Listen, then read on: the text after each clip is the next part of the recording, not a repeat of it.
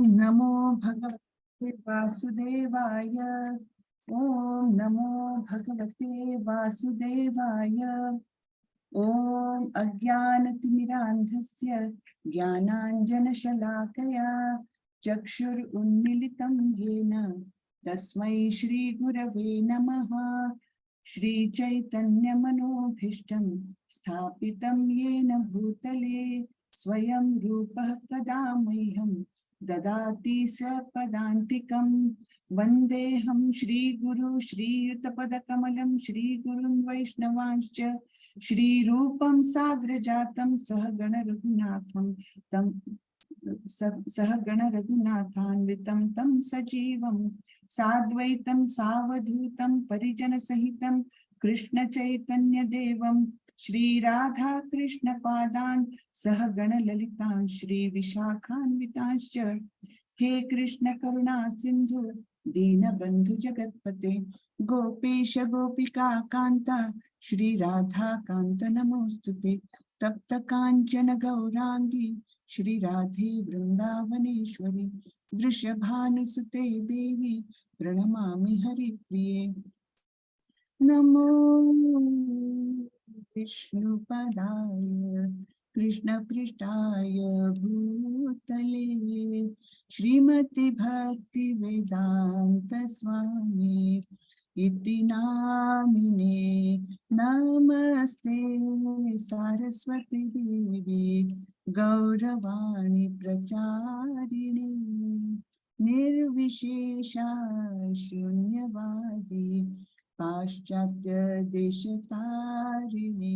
जय श्री कृष्ण चैतन्य प्रभो नित्यानंदा श्री अद्वैत गदाधर श्रीवासादि गौर भक्त वृंदा।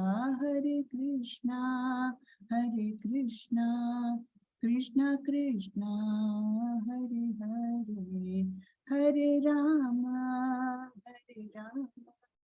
राम राम हरे कृष्णा कृष्ण कृष्णा हरे हरे हरे राम राम राम हरे हरे हरे कृष्ण। चलिए, तो आप सबका स्वागत है आज के अध्याय 16वें में। 16वां अध्याय जिसका नाम है दैव असुर साधन विभाग योग, या जिसको दैवी और आसुरी स्वभाव भी कहा जाता है। ठीक है, कृपया सब लोग म्यूट कर लें। तो दैव असुर साधन विभाग योग यानी देवों के कुछ स्वभाव होते हैं और असुरों के कुछ स्वभाव होते हैं।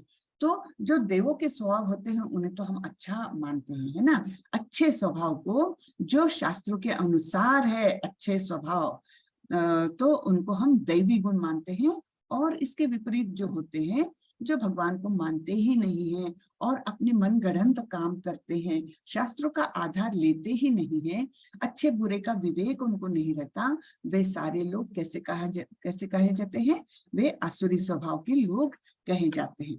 तो हमको डिटेल में अभी भगवान जी बताने वाले हैं कि कैसे हैं दैवी गुण और कैसे हैं आसुरी गुण। ठीक है, चलिए हम देखते हैं। थोड़ा थोड़ा सेल्फ इंट्रोस्पेक्शन भी इसमें हम कहीं ना कहीं हमारे अंदर देव और असुर दोनों बैठे हैं। आप लोगों को एक मजेदार बात शेयर करती हूँ। सत्य युग में देखो, सत्य युग में किसके बीच में युद्ध हुआ था पता है? हिरण्याक्ष और वराहदेव।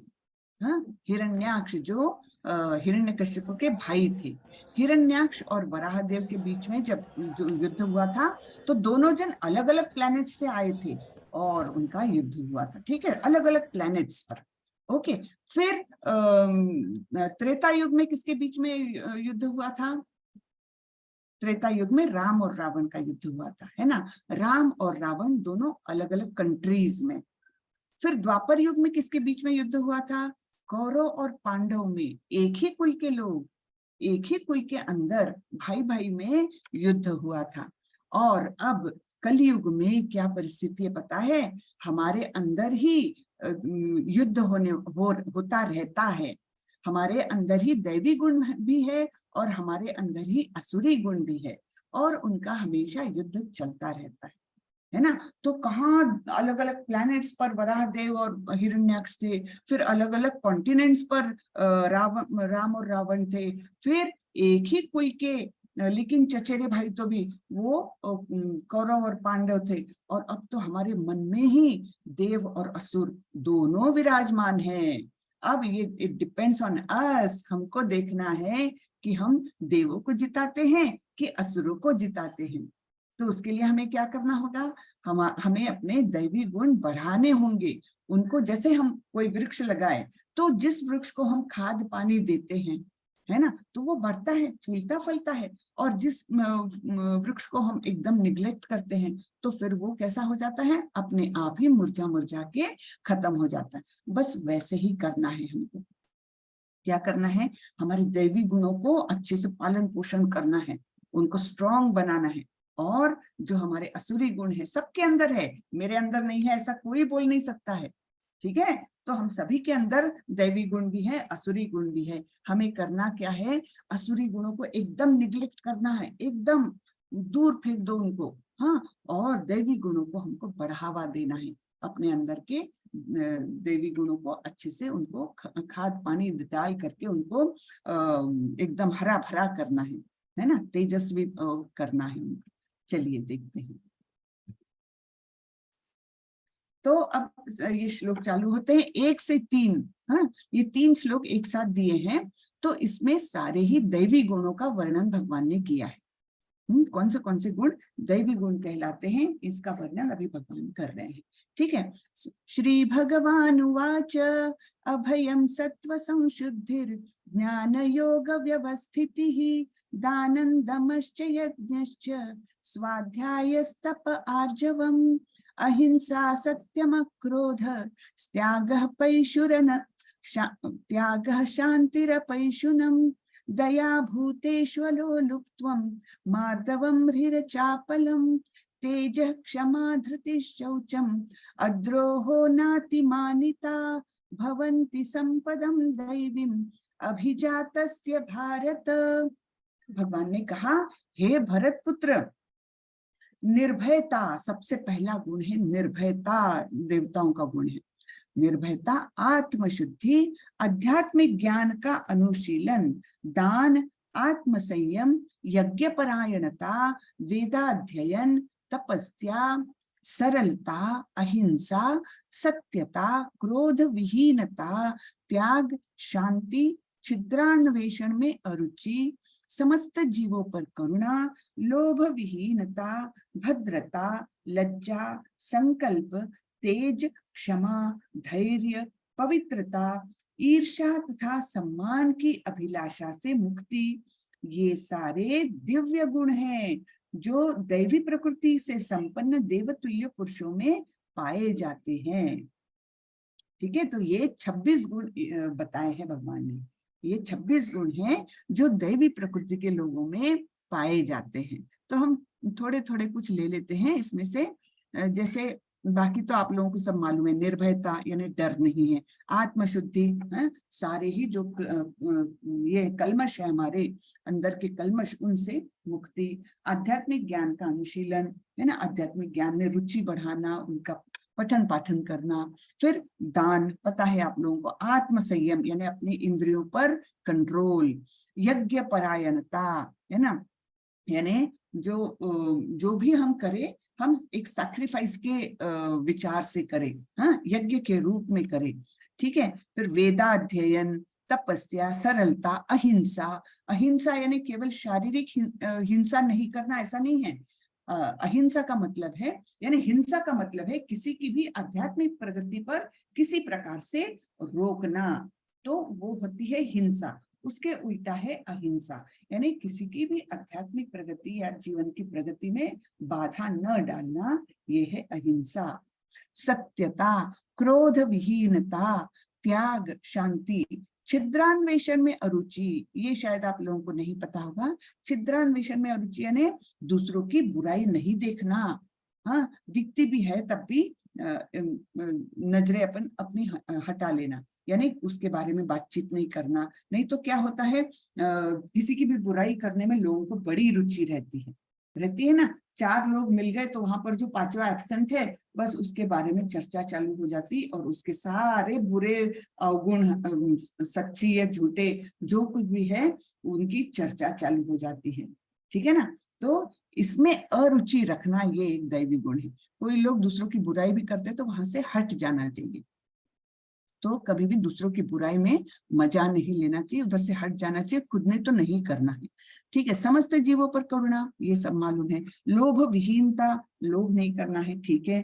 भद्रता, लज्जा, संकल्प, संकल्प यानी डिटर्मिनेशन, संकल्प यानी डिटर्मिनेशन कि कोई चीज करने का मैंने ठान लिया तो मुझे करना ही है। ठीक है। तेज, क्षमा, धैर्य, पवित्रता, ईर्ष्या तथा सम्मान की अभिलाषा से मुक्ति। ईर्ष्या भी नहीं करेंगे किसी से। ईर्ष्या को की हमने डेफिनेशन देखी थी। ईर्ष्या किसे कहते हैं कि मुझे आपकी कोई चीज पसंद है, लेकिन ये बात पसंद नहीं कि वो आपके पास है, वो मेरे पास होना चाहिए था। इसे कहते हैं ईर्ष्या। और सम्मान की अभिलाषा कि मुझे कोई मान सम्मान दे, मुझे कोई अच्छा बोले, है ना, अरे वाह वाह आप तो कितना अच्छा काम कर रहे हो, आप तो बहुत ही अच्छे हो। ये सब जो सम्मान की अभिलाषा है वो मन में नहीं आनी चाहिए। जैसे चैतन्य महाप्रभु बोल के गए हैं, क्या बोले हैं वे, अमानीना मान देना कीर्तनिया सदा हरि, है ना। यानी अमानीना, मुझे मान की अपेक्षा नहीं रखनी है, लेकिन एट द सेम टाइम दूसरों को बहुत मान दे के चलना है, दूसरों को बहुत सम्मान के साथ उनसे व्यवहार करना है, लेकिन मुझे खुद को अभिलाषा नहीं रखनी है कि कोई मुझे मान दे, सम्मान दे। ठीक है। तो ये सारे जो गुण हैं ये दिव्य गुण होते हैं जो दैवी प्रकृति से संपन्न देवतुल्य पुरुषों में पाए जाते हैं। ठीक है। तो अच्छे लोगों में ये सारे गुण पाए जाते हैं। तो ये बोलते हैं श्लोक 1 से 3 में उल्लेखित ये सभी 26 गुण पारलौकिक है। वर्णाश्रम धर्म के अनुसार इनका आचरण होना चाहिए। ठीक है ना। अब ये क्यों बोला है प्रभुपाद जी ने, वर्णाश्रम धर्म के अनुसार इनका आचरण होना चाहिए, यानी क्या। हाँ, यानी अब देखिए यहाँ पर एक अहिंसा, अहिंसा या क्रोध विहीनता एक ले लेंगे। क्रोध विहीनता बहुत अच्छा गुण है, लेकिन जब क्षत्रिय युद्ध के मैदान में उतरते हैं तो वो क्रोध विहीन कैसे हो सकते हैं। उनके मन में जब क्रोध आएगा तभी तो युद्ध करेंगे। जैसे हनुमान जी लंका गए तो वो तो महान, मतलब वो तो भगवान के सबसे टॉप मोस्ट भक्त है ना। तो उनके मन में तो क्रोध आ नहीं सकता, लेकिन फिर भी वो क्रोधित क्यों हुए, क्योंकि वो उनके भगवान के दुश्मन थे, रावण, है ना। तो जब उन्होंने उनके पूंछ में आग लगाई तब वो तो चाहते तो उतरे में मिटा सकते थे, लेकिन उन्होंने क्रोध डेवलप किया वो, और क्रोध में आकर के सारी लंका को ही जला दिया।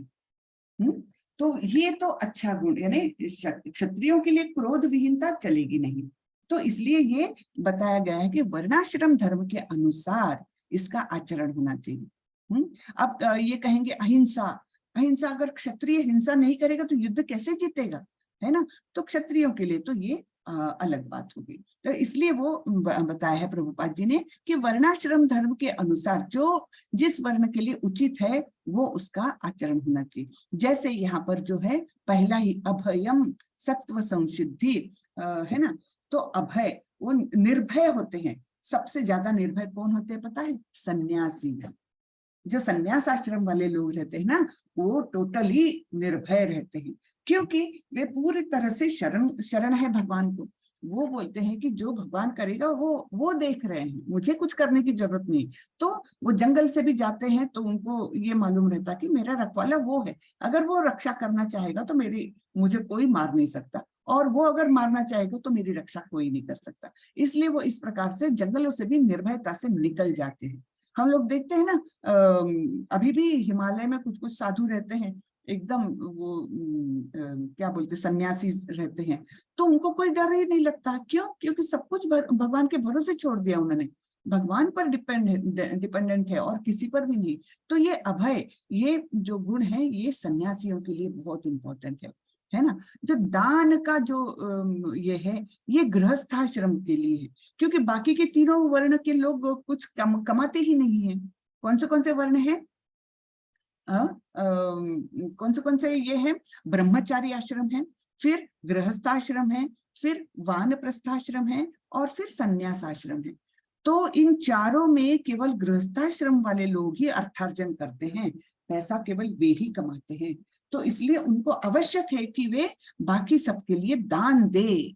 सन्यासी कोई दरवाजे पर आए तो दान जरूर दे, है ना। और गुरुकुल के लिए दान दे, क्योंकि वहां पर ब्रह्मचारी लोग वो करते हैं क्या, अपना वेदाध्ययन वगैरह करते हैं, है ना। और जो वानप्रस्थाश्रम वाले हैं, वे भी घर छोड़कर पूरे निकल गए हैं, है ना। तो उनको भी जो कुछ मदद हो सकती है वो करे। इसलिए दान ये जो है, ये खास करके गृहस्थाश्रम के लिए है। तो ऐसे अलग अलग जो है वो गुण, एक एक कुछ कुछ तो कॉमन है, चारों लोगों के लिए कॉमन है, और कुछ कुछ ऐसे हैं कि जो पर्टिकुलर एक एक वर्णाश्रम पर लागू होते हैं। जैसे तेज होगा क्षत्रियों के लिए, है ना। तो इस प्रकार अलग अलग ये वर्णाश्रम के अनुसार, इसलिए प्रभुपाद जी ने लिखा है, वर्णाश्रम धर्म के अनुसार इनका आचरण होना चाहिए। उन्हें सामाजिक और व्यावसायिक विभिन्न स्थितियों के अनुसार विकसित किया जाना चाहिए। उद्देश्य यह है कि भले ही भौतिक स्थितियां दयनीय हो, यदि इन गुणों का अभ्यास पुरुषों के सभी वर्गों द्वारा किया जाए तो धीरे धीरे पारलौकिक बोध के उच्चतम मंच तक उठना संभव है। ठीक है। तो ऐसे हमने ये गुण अपने अंदर अगर धीरे धीरे अभ्यास के द्वारा कल्टीवेट किए, तो हम निश्चित रूप से प्रगति करके आध्यात्मिक स्तर में ऊंचाई हासिल कर सकते हैं। ठीक है। चलिए, अब दूसरे गुण बता रहे, आसुरी गुण बता रहे भगवान। दंभो दर्पोभिमानश्च क्रोधः पारुष्यमेव च अज्ञानं चाभिजातस्य पार्थ संपदम आसुरीम। हे पृथापुत्र, दंभ, दर्प, अभिमान, क्रोध, कठोरता तथा अज्ञान, ये सारे आसुरी स्वभाव वालों के गुण हैं। तो दंभ क्या होता है? जैसे दंभ किसको बोलते हैं पता है? दंभ यानी मैं कोई भी इसका मतलब जो शास्त्रों के आधारित जो कुछ कर्म है कि पूजा करना, टाइम से नहाना, या जो कुछ रेगुलरिटी है, वो कुछ भी मैं फॉलो नहीं करता, लेकिन मैं बताता हूँ लोगों को कि मैं तो बहुत पूजा करता हूँ, मैं तो ये मंदिर गया था, वहां इतना दान देकर आया। इस प्रकार से जो है वो दंभ कहलाता है। और दर्प उसे कहते हैं कि जैसे मेरे पास कुछ फाइनेंशियल एसेट्स है, कुछ धन है कुछ मेरा, लेकिन उसको मैं बढ़ा चढ़ाकर बताता हूँ, हाँ, तो उसको कहते हैं दर्प। अभिमान, मेरी पोजीशन का मुझे बहुत अभिमान होता है, हाँ, कि मैं इस ऑफिस में इस पोस्ट पर हूँ, और मैं इस कुल से आता हूँ, बहुत बड़ा कुल है मेरा, तो उसका बहुत अभिमान है मुझे। हाँ, क्रोध तो आपको पता है, क्रोध है ना गुस्सा होना, कठोरता है ना निर्दयता, किसी के प्रति करुणा मन में ना रहना, और अज्ञान तो आपको पता है, ज्ञान का अपोजिट है अज्ञान। तो ये सारे आसुरी स्वभाव वालों के गुण हैं। दैवी संपद विमोक्षाय निबंधायासुरी मता मा शुचः संपदम दैवीम अभिजातोसि पांडव।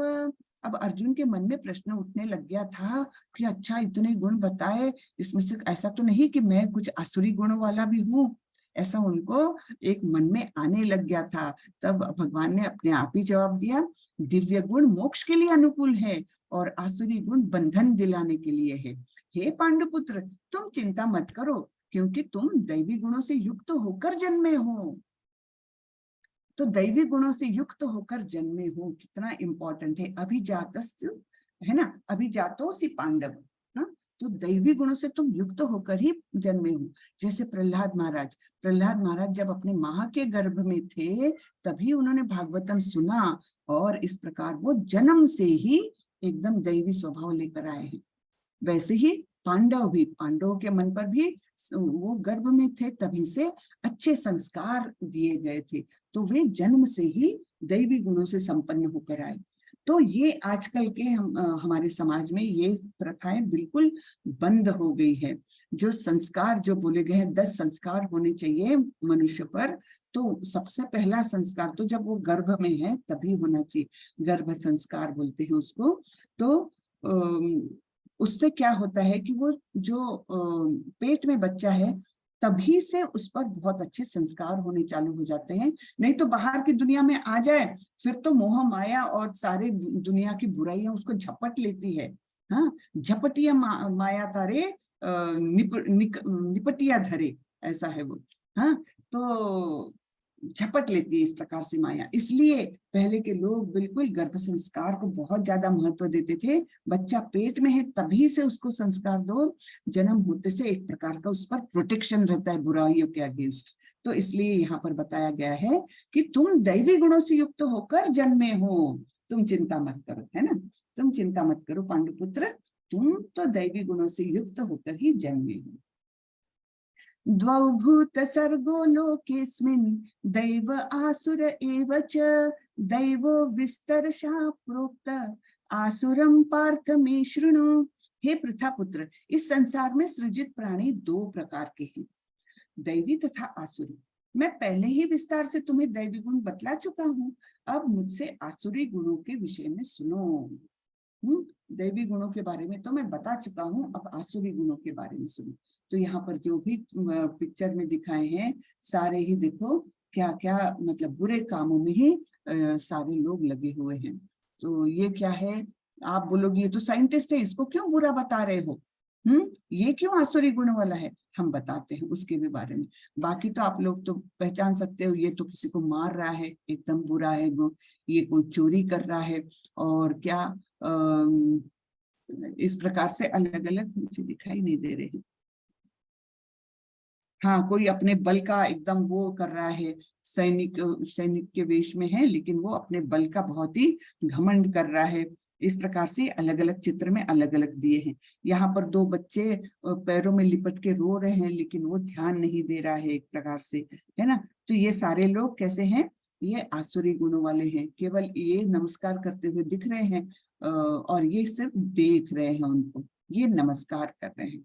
तो अलग अलग प्रकार के हम देखेंगे, क्यों हम साइंटिस्ट को भी आसुरी क्यों बोल रहे हो ये भी हम देखेंगे। प्रवृत्तिं च निवृत्तिं च जनान विदुरासुरः, न शौचं नापि चाचारो न सत्यं तेषु विद्यते। जो आसुरी है वे यह नहीं जानते कि क्या करना चाहिए और क्या नहीं करना चाहिए। उनमें न तो पवित्रता, न उचित आचरण और न ही सत्य पाया जाता है। तो यहाँ पर हो क्या रहा है, यहाँ पर नशा किया जा रहा है, और जो ना तो पवित्र आचरण है, ना तो उचित आचरण है, इसमें ना पवित्रता रह सकती है और नशा करने के बाद कोई सत्य बोल नहीं सकता।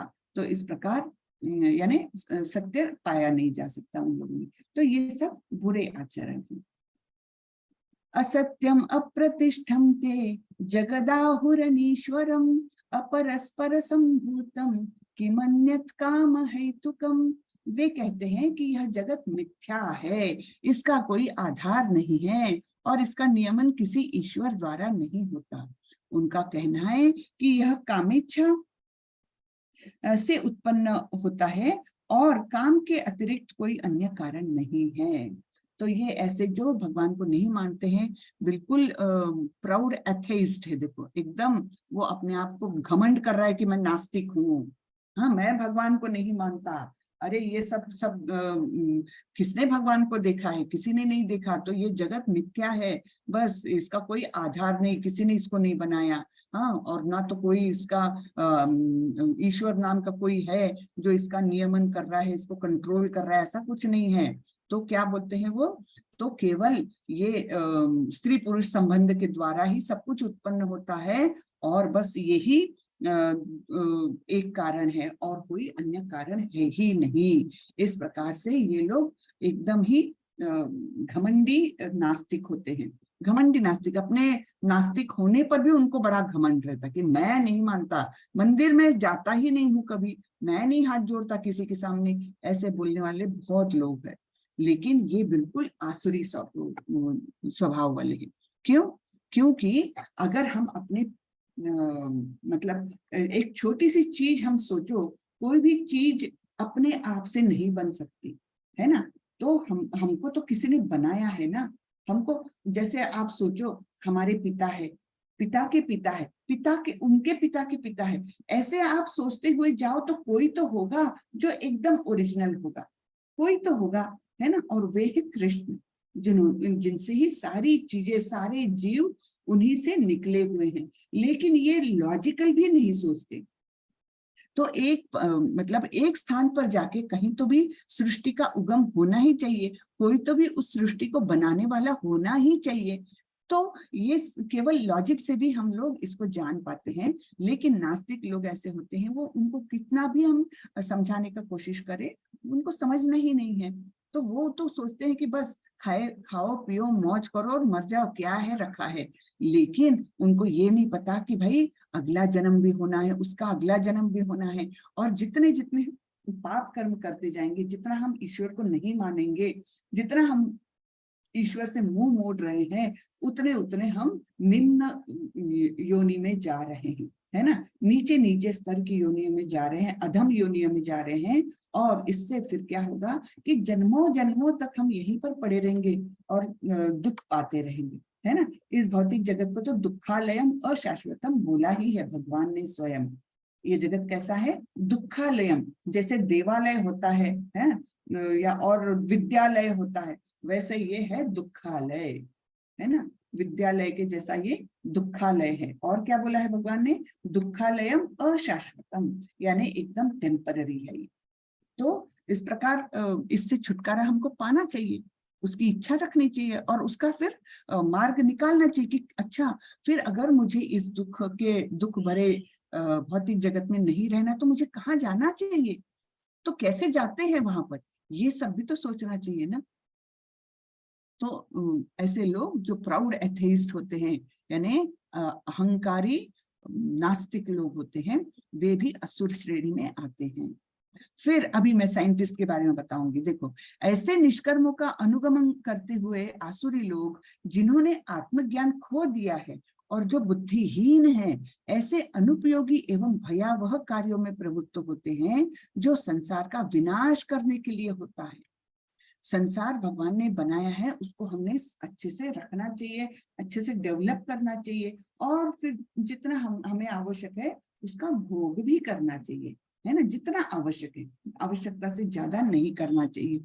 लेकिन ये साइंटिस्ट क्या करते हैं, मतलब जैसे प्रभुपाद जी बोलते हैं, कुछ कुछ तो अच्छे साइंटिफिक इन्वेंशन है, लेकिन ज्यादातर आप देखो 150-70 साल पहले जैसे लोग बैलगाड़ी में चलते थे, है ना, तो ना पेट्रोल का धुआं है, ना कार्स बनाने की बड़ी बड़ी फैक्ट्रीज है जहां से और कार्बन एमिशन होता है ना, कुछ भी नहीं। तो चले अपने बैलगाड़ी में बैठ के, या तो पैदल पैदल चले, ठीक है, उसमें हेल्थ भी उनकी अच्छी रहती थी। अब हम लोग सब सुख सुविधा से भरे पड़े हैं, और इससे क्या होता है, प्लास्टिक कितना कन्वीनियंट है, प्लास्टिक में कुछ भी डाल लो और ले जाओ, और प्लास्टिक के ढेरों ढेर, अभी इतना बड़ा इकोलॉजिकल संकट पूरा आ गया है ना, केवल साइंस के एडवांसमेंट में। तो सो कॉल्ड साइंस के एडवांसमेंट में हमको यानी जितना फायदा दिया उससे डबल ज्यादा नुकसान दिया है ना।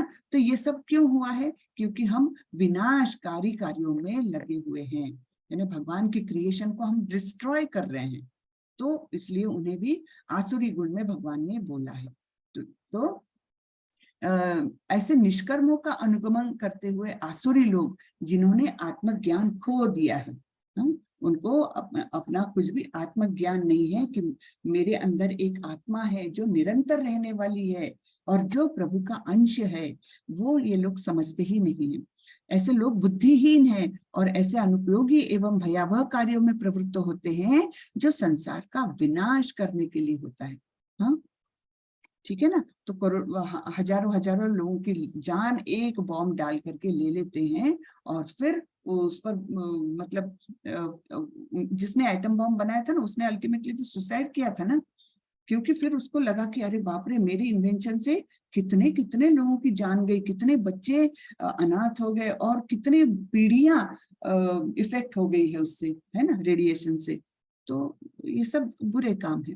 कभी न संतुष्ट होने वाले काम का आश्रय लेकर तथा गर्व के मद एवं मिथ्या प्रतिष्ठा में डूबे हुए आसुरी लोग इस तरह मोहग्रस्त होकर सदैव क्षण भंगुर वस्तुओं के द्वारा अपवित्र कर्म का व्रत लिए रहते हैं, है ना। तो जैसे इस्कॉन में बोलते हैं 4 हमारे रेगुलेटिव प्रिंसिपल्स है, यानी नियामक तत्व है। इनको, इन नियामक तत्वों को बिल्कुल भी वो नहीं कर सकते, उसमें कोई डाइल्यूशन नहीं है ना। तो उनको बिल्कुल नियामक तत्वों का पालन करना ही है। तो वो कौन से हैं? तो नो मीट ईटिंग, है ना, नॉनवेज नहीं खाना है किसी भी प्रकार का, नो मीट ईटिंग। फिर नो इंटॉक्सिकेशन, यानी क्या, नशा नहीं करना है किसी भी प्रकार का। हम लोग चाय कॉफी भी छोड़ दिए हैं जब से इस्कॉन ज्वाइन किए हैं। हाँ, तो चाय कॉफी भी नशा में आता है, इसलिए हम चाय कॉफी भी नहीं लेते। तो नो नशा पानी, ठीक है। फिर नो गैम्बलिंग, कोई भी किसी भी प्रकार का जुआ नहीं खेलना है, चाहे वो ऑनलाइन है ऑफलाइन है व्हाटएवर, जुआ नहीं। हाँ, क्योंकि उससे, जुए से अपवित्रता आती है अपने अंदर, झूठ बोलने की प्रवृत्ति बढ़ती है। तो गैम्बलिंग नो नो नो। और चौथा है इलिसिट रिलेशनशिप्स, बिल्कुल भी नहीं, ठीक है। तो ये 4 है रेगुलेटिव प्रिंसिपल्स इस्कॉन के, जिन्हें हम यानी हिंदी में नियामक तत्व बोलते हैं। तो किसी भी व्यक्ति के लिए, जो कोई भी भक्ति में जाता है, ये 4 चीजें तो बिल्कुल छोड़ना है, बिल्कुल ही छोड़ना है, ठीक है। इनका बिल्कुल समावेश नहीं होना चाहिए जीवन में। तो यहाँ पर बताया है, कभी न संतुष्ट होने वाले काम का आश्रय लेकर तथा गर्व के मद एवं मिथ्या प्रतिष्ठा में डूबे हुए आसुरी लोग इस तरह मोहग्रस्त होकर सदैव क्षण भंगुर वस्तुओं के द्वारा अपवित्र कर्म का व्रत लिए रहते हैं। तो ये सारे ही अपवित्र कर्म कहा गया है। उनका विश्वास है कि इंद्रियों की तुष्टि ही मानव सभ्यता की मूल आवश्यकता है। तो ये सच है क्या? इंद्रियों की तुष्टि, हमने वो एक रथ का एग्जाम्पल देखा था, कैसे हमारी 5 ज्ञानेंद्रिय यानी 5 घोड़े हैं उस रथ के। फिर उन घोड़ों की लगाम क्या है? मन है। और इस मन की लगाम को किसने पकड़ा है? बुद्धि ने पकड़ा है। और सवार कौन है? सवार है आत्मा। तो अगर इंद्रियों की तुष्टि करने लग जाए तो ये हमारा जीवन के जो घोड़े हैं, ज्ञानेंद्रिय जो है, वो अलग अलग दिशा में जाएंगे, है ना। कान बोलेगा मुझे तो अच्छा लाउड म्यूजिक सुनना है, जीभ बोलेगी मुझे तो चटपट चटपट खाना है, हाँ। और फिर सब इंद्रिय यहाँ वहां भागेगी, तो वो मन कैसे कंट्रोल करेगा? मन को एकदम ही टाइट रखना पड़ेगा, तब वो इंद्रिया कंट्रोल में रहेगी। तो ये जो उनकी धारणा है आसुरी लोगों की, कि इंद्रियों की तुष्टि ही मानव सभ्यता की मूल आवश्यकता है, बिल्कुल नहीं। इंद्रियों का संयमन, ये मानव सभ्यता की मूल आवश्यकता है। इंद्रियों को बिल्कुल संयमित रूप से रखे, ये हमारी आवश्यकता है। इस प्रकार मरण काल तक उनको अपार चिंता होती रहती है। मरने तक उनको लगता है अरे वो वहां से पैसा आना था, आया कि नहीं। आप लोगों को एक मजेदार किस्सा सुनाती हूँ। हमारे प्रभुपाद, हमारे नाम निष्ठदास प्रभु जी ने बताया, एक व्यक्ति व्यापारी था वो, हाँ, दुकान उकान थी। तो वो काफी बूढ़े हो गए और एकदम मृत्यु के द्वार पर है, जैसे बिल्कुल एकदम अंतिम सांसें जैसे गिन रहे हैं। तो बीच में होश आता, बीच में ही नहीं आता। उनके 3 बेटे थे, 3 बहुएं थी।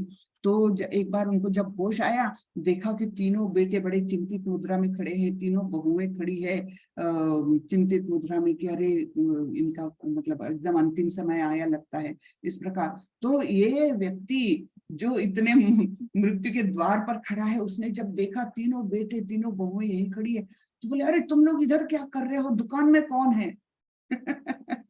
तो यानी इतना मन उस पैसे में लगा हुआ है कि खुद का मृत्यु हो रहा है तब भी उसको चिंता है दुकान में कौन है भाई।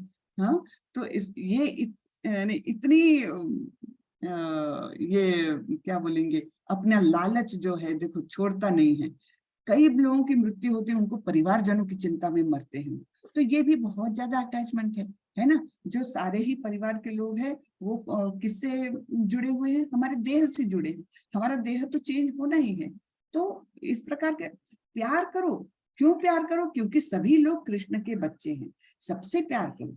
लेकिन अटैचमेंट इस प्रकार की कि ये मेरा बेटा, ये मेरा कोई भी जो कुछ रिलेशंस है ना, तो वो अटैचमेंट मेरा मेरा करके जब होता है ना, तब फिर जो आत्मा निकलती है तब वो अटकी रहती है इस प्रकार से कि अरे मेरे बेटे का कैसा होगा, अभी तो सेटल ही नहीं हुआ, अरे अब मेरी पत्नी का कैसा होगा, उसकी कौन फिक्र करेगा। तो ये सब जब हम अध्यात्म में आते हैं ना, तो सबसे प्यार करेंगे, क्योंकि पहला रिश्ता कृष्ण से है, कृष्ण से रीडायरेक्ट होके वो रिश्ता हमारे तक आया है, इसलिए हम सबसे प्यार करेंगे। लेकिन इस प्रकार के अटैचमेंट से हम मुक्त हो सकते हैं अगर हम आध्यात्मिक जीवन में जाएंगे और भगवत गीता के उपदेशों का थोड़ा सा आत्मसात कर लेंगे तो, ठीक है ना। तो इस प्रकार उनको मृत्यु के समय तक उनको अपार चिंता होती है। वे लाखों इच्छाओं के जाल में बंध कर तथा काम और क्रोध में लीन होकर इंद्रिय तृप्ति के लिए अवैध ढंग से धन संग्रह करते हैं। उनको हमेशा चिंता लगी रहती, तो उनको लगता है ये जो मैं पैसा कमा रहा हूँ वो तो पूरेगा नहीं, रिटायरमेंट के बाद पता नहीं कितना खर्चा होगा। तो वो लोग क्या करते हैं, फिर जितना अवैध ढंग से पैसा इकट्ठा हो सकता है करते जाते हैं और फिर चिंताएं उनकी बढ़ती जाती। अरे मुझे पकड़ा गया तो मैं कितनी बदनामी हो जाएगी, घर वाले क्या सोचेंगे, चिंताएं भी रहती हैं। तो इस सब ये चक्कर क्यों है, क्योंकि इंद्रिय तृप्ति को ही वो प्राधान्य दे रहे हैं, इसलिए, ठीक है ना। आसुरी व्यक्ति सोचता है आज मेरे पास इतना धन है और अपनी योजनाओं से मैं और अधिक धन कमाऊंगा, इस समय मेरे पास इतना है किंतु भविष्य में यह बढ़कर और अधिक हो जाएगा, वह मेरा शत्रु है और मैंने उसे मार दिया है और मेरे अन्य शत्रु भी मार दिए जाएंगे। मैं सभी वस्तुओं का स्वामी हूँ, मैं भोगता हूँ, मैं सिद्ध शक्तिमान तथा सुखी हूँ, मैं सबसे धनी व्यक्ति हूँ और मेरे आसपास मेरे कुलीन संबंधी है, कोई अन्य मेरे समान शक्तिमान तथा सुखी नहीं है। मैं यज्ञ करूंगा, दान दूंगा और इस तरह आनंद मनाऊंगा। इस प्रकार ऐसे व्यक्ति अज्ञानवश मोहग्रस्त होते रहते हैं, ठीक है ना। ये सब आजकल के हम देखते हैं, आजकल के लोगों में यही धारणा बहुत ज्यादा है कि मैं अधिक से अधिक धन कमाऊंगा, है ना, मैंने इस शत्रु को मार दिया अब उसको भी खत्म कर दूंगा, ठीक है ना, इस प्रकार से। और फिर मैं ज्यादा से ज्यादा क्या मैं अवैध ढंग से कमा रहा हूं तो क्या हुआ, मैं यज्ञ दान करके उसमें से मुक्त हो जाऊंगा, मंदिर में जाऊंगा और एक गड्डी नोटों की डाल दूंगा, बस भगवान मुझे मुक्त कर देंगे पापों से। तो ये सोच आजकल बहुत लोगों की है ना? तो यहाँ पर किसका किसका उदाहरण दिया है, एक है हिरण्यकशिपु का, एक है कंस का और एक है रावण का। तो ये सारे ही लोग, ये तीनों भी लोग इस कैटेगरी में आते थे, है ना, कि मैं तो बहुत शक्तिमान हूँ, मैं बहुत सुखी हूँ, है ना, मैं सभी का स्वामी हूँ, इस प्रकार जो सोचते थे वो ये तीनों का उदाहरण दिया। फिर क्या होता है उनको, अनेक चित्त विभ्रांता मोह जाल समावृतः प्रसक्तः काम भोगेषु पतन्ति नरकेषु च। इस प्रकार अनेक चिंताओं से उद्विग्न होकर तथा मोहजाल में बंधकर वे इंद्रिय भोग में अत्यधिक आसक्त हो जाते हैं और नरक में गिरते हैं। उनका फाइनल डेस्टिनेशन क्या, नरक में जाते हैं, है ना, क्योंकि चिंताएं रहती, फिर चिंताओं से मुक्ति के लिए नशा चाहिए, फिर नशा से वो करने के लिए इंद्रिय भोग चाहिए और फिर इस प्रकार वो उसी गंदे चक्कर में पड़े रहते हैं, अल्टीमेटली उनको नरक मिलता है, ठीक है। अहंकारं बलं दर्पं कामं क्रोधं च संश्रितः मामात्मा परदेहेषु प्रद्विषन्तोऽभ्यसूयकः।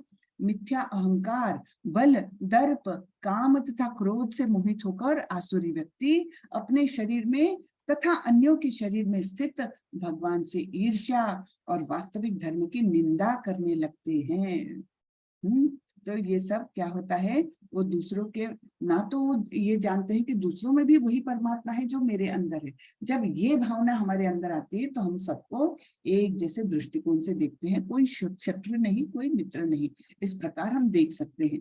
लेकिन जो अहंकार में जो आसुरी विचार वाले लोग हैं, वे तो परमात्मा को जानते ही नहीं और फिर ईर्ष्या करते हैं दूसरों से, ठीक है ना। तो यहाँ पर हम क्या देखते हैं, ये कौन है, ये है शिशुपाल और यहाँ पर कृष्ण बैठे हुए हैं।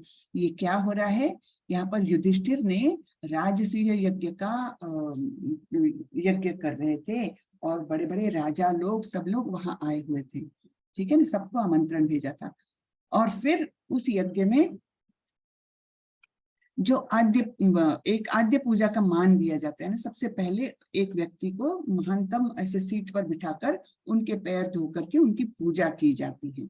तो युधिष्ठिर महाराज ने कृष्ण को चुना नेचुरली, तो कृष्ण को बड़े से इसमें बिठाया, सिंहासन पर बिठाया और उनके चरण वरण धोने का और बाकी पूजा करने के प्रोसेस चालू हो गई। तो ये शिशुपाल जो था ना, ये कृष्ण की बुआ का लड़का था और वो बचपन से ही बहुत ईर्ष्या करता था कृष्ण से, बचपन से ही ईर्ष्यालु थे। तो हमेशा कृष्ण को कुछ ना कुछ बुरा बुरा ऐसा बोलते रहते थे। अब उनकी माँ जो थी वो तो जानती थी कि कृष्ण कोई सामान्य व्यक्ति तो है नहीं, तो उसने बहुत रिक्वेस्ट की हुई थी कि अरे ये तो बहुत ही मतलब मंद बुद्धि है, वो पहचान नहीं पाता है और वो गलत सलत बोलता है तुमको, लेकिन तुम बड़े कृपालु रहना उस पर और उसके ये जो भी बोले, जो भी क्रिया करे उसको क्षमा कर देना। तो ऐसे करके रिक्वेस्ट की थी।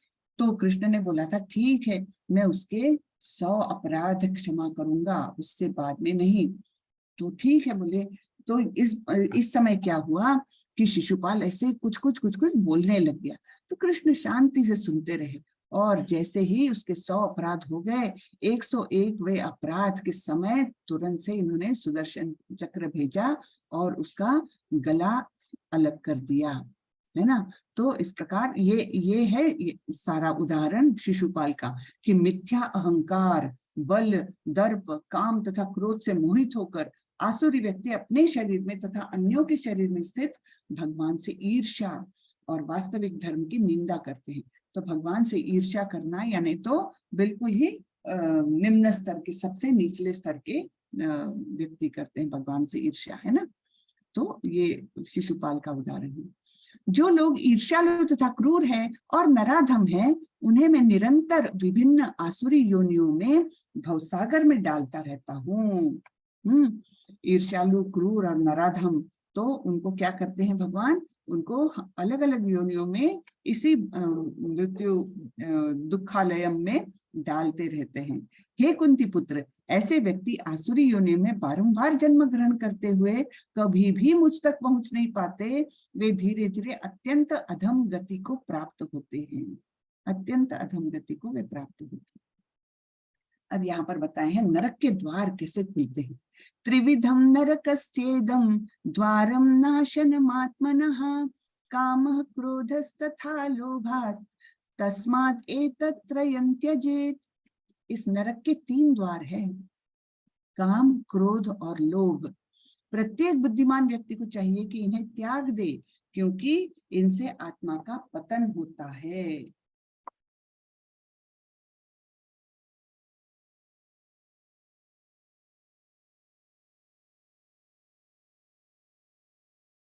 तो ये 3 द्वार हैं नरक के, काम, क्रोध और लोभ। इनको नहीं त्यागा तो क्या होता है, हमारे अंदर ये ऐसी परिस्थिति निर्माण करते हैं कि हमारा पतन होता है। तो इसका एक उत्तम उदाहरण कौन है पता है, दुर्योधन। दुर्योधन ने ये तीनों भी नरक के द्वार खुलवा दिए थे खुद के लिए। कैसे? काम, द्रौपदी के प्रति काम वासना थी उसके मन में, ठीक है। क्रोध, पांडवों से बहुत ज्यादा क्रोध करता था वो बचपन से ही। और लोभ, हस्तिनापुर की गद्दी का उसको बहुत लोभ था। तो तीनों द्वार जो है दुर्योधन के विषय में, तीनों द्वार खुल गए थे और इस प्रकार उसका बहुत पतन हुआ, ठीक है। एतैर्विमुक्तः कौन्तेय तमोद्वारैस्त्रिभिर्नरः आचरत्यात्मनः श्रेयस ततो याति पराम गतिम। हे कुंती पुत्र, जो व्यक्ति इन तीनों नरक द्वारों से बच पाता है वह आत्म साक्षात्कार के लिए कल्याणकारी कार्य करता है और इस प्रकार क्रमशः परम गति को प्राप्त होता है ना। तो ये अलग अलग सीढ़ियां हैं और तीनों नरक के द्वारों के प्रति तो वो मतलब वो तो द्वार खुलने ही नहीं देता, बल्कि आत्म साक्षात्कार के लिए अच्छे कर्म करते रहता है और फिर धीरे धीरे करके वो परम गति को प्राप्त होता है। क्या क्या दिया है इधर? एक्सेप्टेंस ऑफ स्पिरिचुअल मास्टर, यानी एक अच्छे प्रामाणिक गुरु के पास वो विद्यार्जन करता है। फिर स्टडी ऑफ द वेदास, है ना, वेदों का अध्ययन करता है। फिर तपस्या करता है, अपनी इंद्रियों को एकदम संयम में रखता है और आध्यात्मिक ज्ञान प्राप्त करके फिर वो परम धाम को जाता है। ठीक है ना। यशास्त्र विधि मुत्सृज्य वर्तते काम कारतः न स सिद्धिम अवाप्नोति न सुखम न पराम गतिम।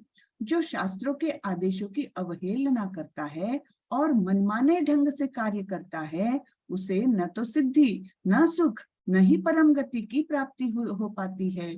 तो अपने मन से, बहुत सारे लोग अपने मन से रूल्स निकाल लेते हैं, हाँ, कि मैं तो इस दिन मुझे अच्छा लगता है, मैं इस दिन उपवास करूंगा। हाँ, शास्त्रों में लिखा है क्या भाई? शास्त्रों में लिखा है वो करो। या फिर अपने मन से कुछ रूल्स बना लेते हैं, कुछ अच्छे कुछ बुरे, और इस प्रकार मनमाने ढंग से कार्य करते हैं। तो फिर क्या होता है? उनको न तो सिद्धि, न सुख, न ही परम गति मिल पाती है। यहाँ पर वो 4 रेगुलेटरी प्रिंसिपल्स के बारे में ही बताया है। लोग बोलते हैं अरे क्या फिर वेजिटेबल्स में भी तो कीटाणु होते हैं, तो नॉनवेज ही खा लिया तो क्या बुरा किया, है ना? तो ऐसा नहीं है।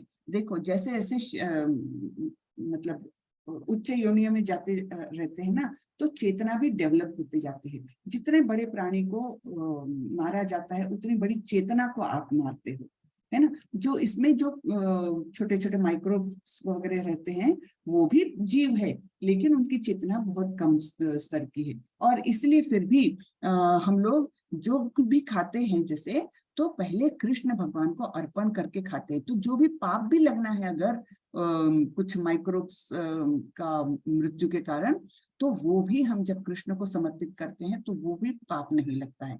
तो इस्कॉन के निर्देशों के अनुसार सब लोग ऐसे करते हैं कि वेजिटेरियन, प्योरली वेजिटेरियन खाना है, लेकिन वो भी कैसे खाना है? पहले भगवान को भोग चढ़ा के फिर खाना है। तो सारे ही पाप खाने के माध्यम से जो हमारे अंदर जाने थे वो निकल नहीं जाते हैं। फिर दूसरा क्या है? ये है इलिसिट सेक्स, तो यानी रिलेशंस, खराब रिलेशंस, विवाह बाह्य रिलेशंस। तो वो भी लोग बोलते हैं उसमें क्या है, कुछ भी अपने मन गढ़ंत, उसमें भी तो कोई भी भगवान का हवाला देकर कुछ भी बोलते हैं, जो बिल्कुल ही गलत है, जो शास्त्र पर के आधार से बिल्कुल ही गलत है। ना शास्त्र पढ़ते हैं, ना कुछ करते हैं, लेकिन बस कुछ कहीं से सुना या अपने मन गढ़ंत निकाल लिया और फिर अपने आप को डिफेंड करने को देखते हैं, जो बिल्कुल गलत है। फिर ये क्या है? गैमलिंग। बोलते अरे फिर युधिष्ठिर ने भी तो दूध खेला था, तो हमने खेला तो क्या होता है?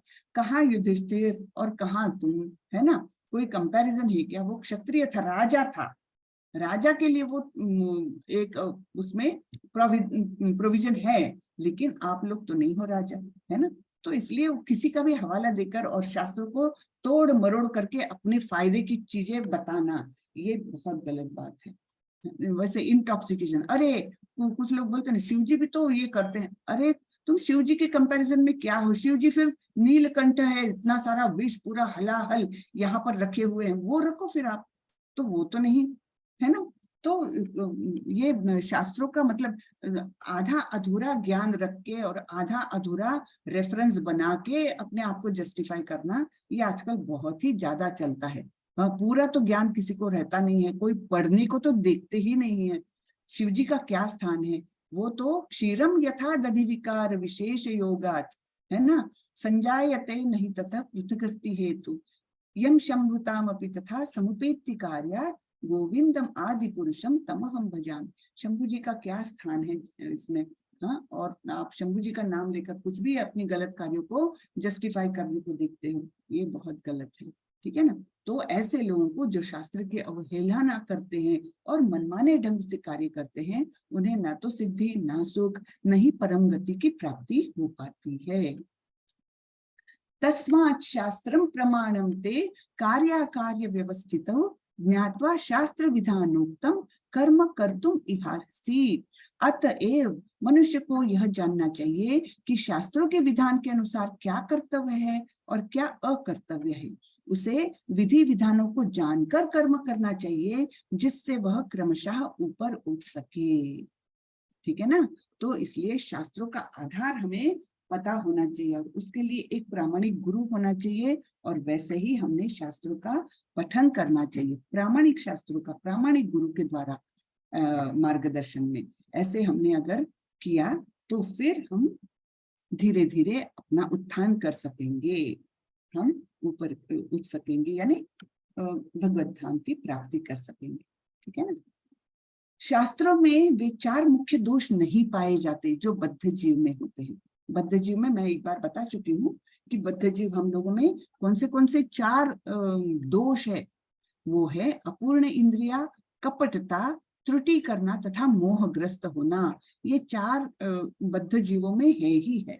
इन 4 दोषों के कारण बद्ध जीव विधि विधान बनाने के लिए अयोग्य होता है।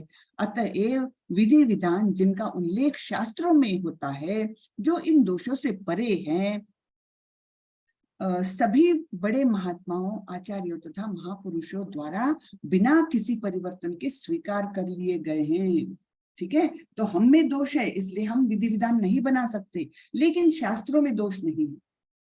शास्त्रों में दोष नहीं है, इसलिए हमने शास्त्रों के वचन जो है वो वैसे के वैसे, उसमें कुछ डाइल्यूट करना, अपने मन गढ़ंत मरोड़ना, उनको तोड़ मरोड़ करके आधा अधूरा सच बताना, ये सब वैसा नहीं करना चाहिए। वो बिल्कुल जैसे के वैसे हमने पालन करना चाहिए।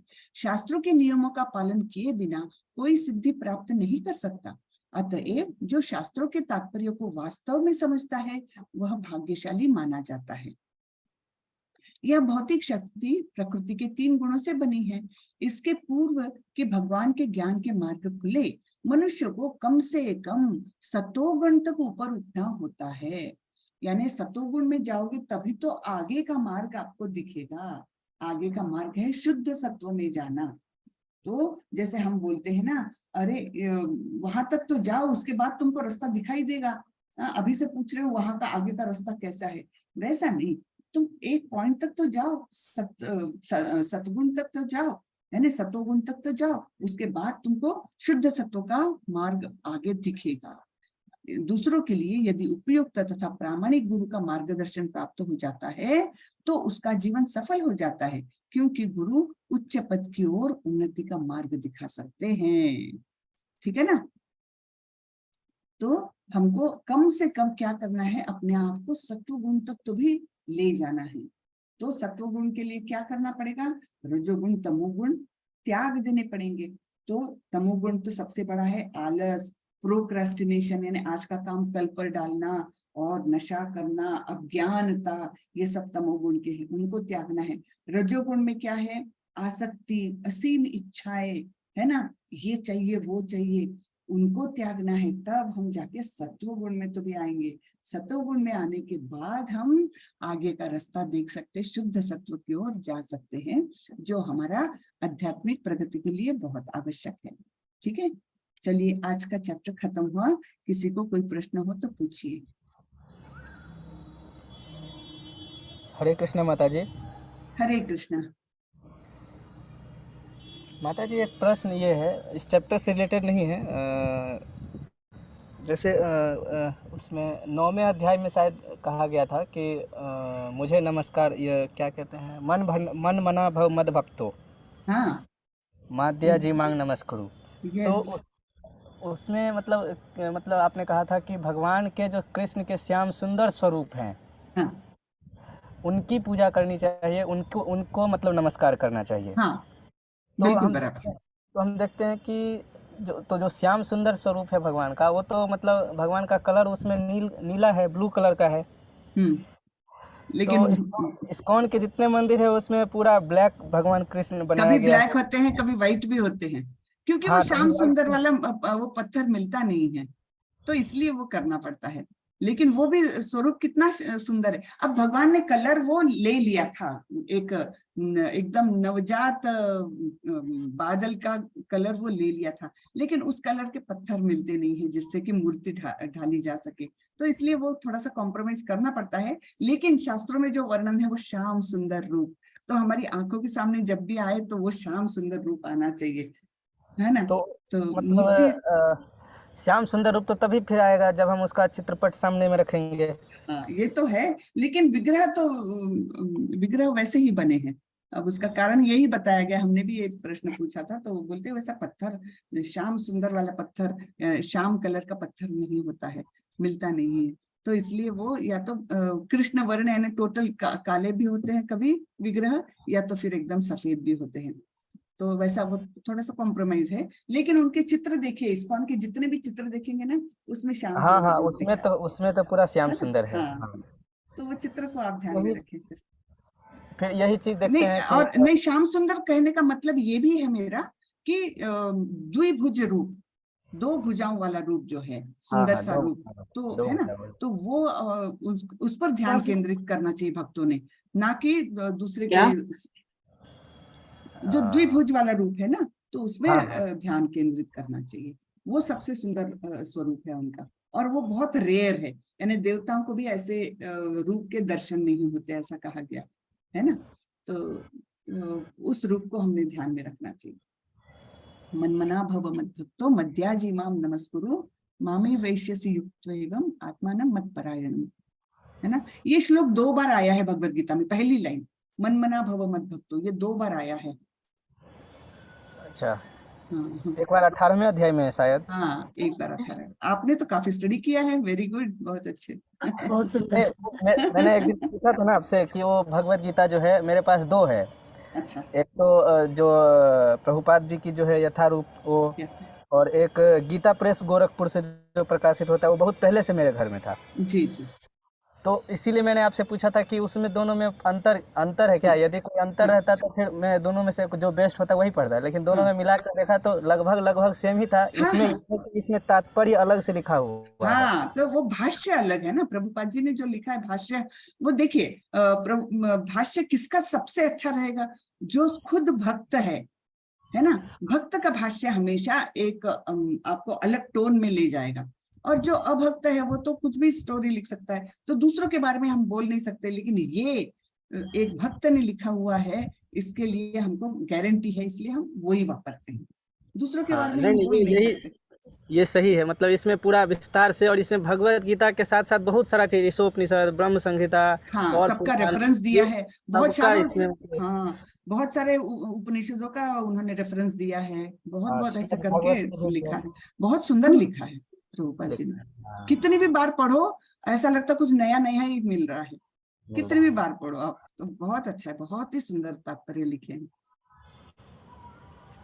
ठीक है। और उसमें एक ऊपर में ही लिखा हुआ है, एक व्यक्ति का नाम है कि बलदेव विद्याभूषण जी को समर्पित। हाँ, बलदेव विद्याभूषण, वो भी महान एक संत थे। अच्छा, मतलब वो इसमें परंपरा में आते हैं क्या, हाँ गुरु हाँ, शिष्य परंपरा में, परंपरा के ये इसी परंपरा के हैं।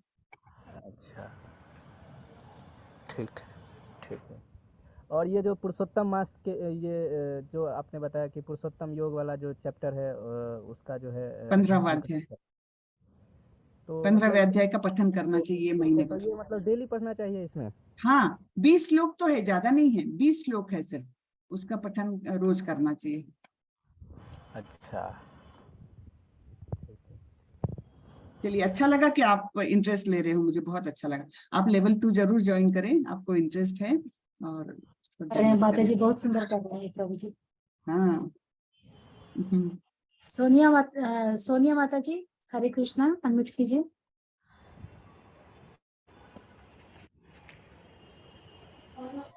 हरे हरे कृष्णा माता जी। हरे कृष्णा, बोलिए माता जी। आवाज क्लियर आ रही है? हाँ हाँ, बिल्कुल। माता जी, मैं पूछना चाहती थी कि मद और मत्सर्य क्या होता है? मैं इस थोड़ा कंफ्यूज थी ना। अच्छा, मद वो जो मत्सर्य षड क्या रिपु, होता है? जो षड रिपु हाँ बताया मैंने, काम हाँ क्रोध लोभ मोह मद मत्सर, है ना। मत्सर हाँ। यानी ईर्ष्या, मत्सर यानी तो ईर्ष्या। हाँ, और मद यानी अहंकार, बहुत ज्यादा अहंकार। हाँ, अहंकार जो होता ना वो है मद। काम क्रोध लोभ मद, काम क्रोध लोभ मद मत्सर। और छठवा क्या हो गया? मोह। हाँ, काम क्रोध लोभ मोह मद मत्सर। ठीक है जी माता जी, धन्यवाद। जी। हरे कृष्ण। अभी सृष्टि माता जी, हरे कृष्णा। हरे कृष्णा माता जी। हरे कृष्णा। मुझे ये बात पूछना था कि ये जो पुरुषोत्तम माँ के बारे में आपने बोला है, इसमें क्या क्या करना चाहिए? बाकी तो कोई खास वो नहीं है, लेकिन एक कोई संकल्प कर सकते हैं। माता जी, मैं एक आपको पीडीएफ फॉरवर्ड करूंगी, आप ग्रुप में डाल देना। हाँ, मैं अभी माता करती हूँ। जी, माता जी। मैं अभी डालती हूँ, 1 मिनट। तो उसमें पुरुषोत्तम मास का डिटेल में दिया हुआ है, तो जी। आप लोग देख सकते हैं उसको।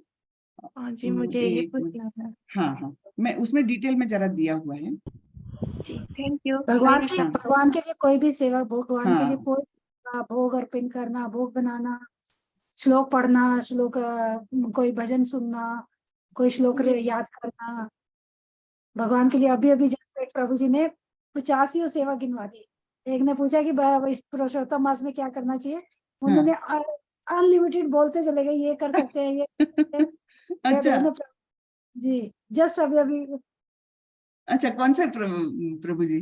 प्रेमानंदन प्रभु जी है माता जी, अच्छा इस्कॉन टेम्पल से। ये अच्छा पंजाबी का। अच्छा अच्छा। जी, ओके धन्यवाद माता जी।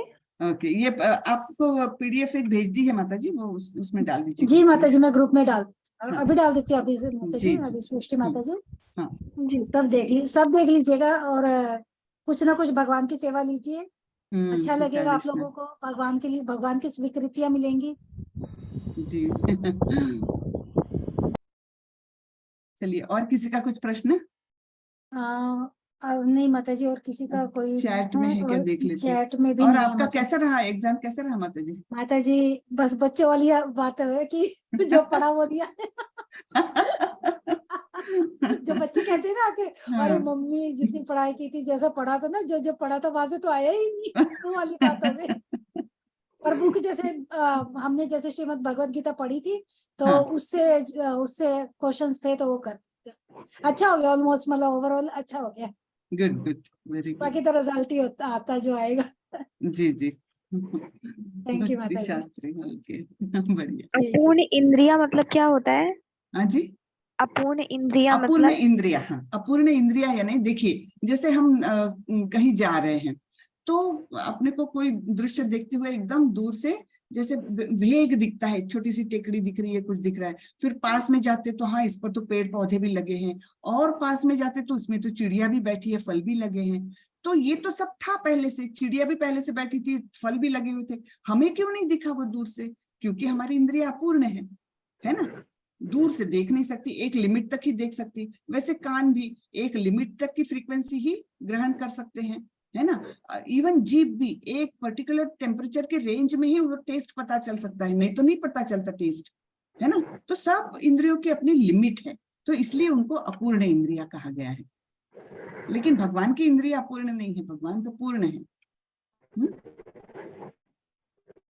सब ठीक है ना कपटता माता जी? मतलब क्या होता है? क्या? कपटता, कपटता चीटिंग, मतलब? चीटिंग प्रोपेंसिटी, चीटिंग, चीट करने को देखते हैं हम दूसरों को। छोटी ना छोटी मात्रा में हर कोई व्यक्ति किसी व्यक्ति को चीट करता है, छोटी ही सही, लेकिन चीटिंग प्रोपेंसिटी रहती ही है हमारे अंदर, मनुष्य के अंदर। ठीक है, हरे कृष्णा। ठीक है, वसुधा माता जी, हरे कृष्णा। हरे कृष्णा। अच्छा, आप पूछ रहे थे माता जी? हाँ हाँ। अच्छा अच्छा, ठीक है माता जी, हरे कृष्णा। ओके। माता जी, चल, हो गया हो गया अब। है ना। जी। चलिए, तो चलिए, तो कल मिलते, बस 2 ही दिन बचे अभी, 17 और 18। 18 तो बहुत ही सुंदर अध्याय है, थोड़ा बड़ा है तो थोड़ा टाइम लगेगा 18वें अध्याय में। तो हम बस 2 दिन अभी आना है आप लोगों को। ठीक है, चलिए, वाञ्छाकल्पतरुभ्यश्च कृपा सिन्धुभ्यैव च पतितानां पावनेभ्यो वैष्णवेभ्यो नमो नमः। अनंत कोटि वैष्णव वृंद की जय। श्रीला प्रभुपाद की जय। हरे कृष्ण। हरे कृष्ण सभी। माता जी, दंडवत प्रणाम। हरे हरे कृष्णा। कृष्ण। हरे कृष्णा।